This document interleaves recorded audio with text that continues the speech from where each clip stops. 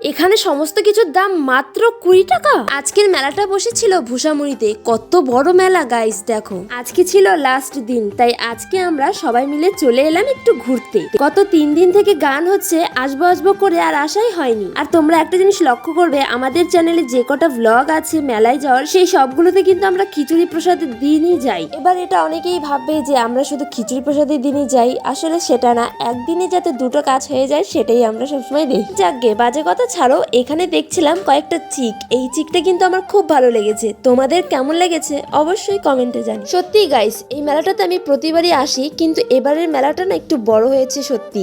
সবার মুখেই শুনেছিলাম আসবো আসবো করে, আজকে ফাইনালি আসলাম।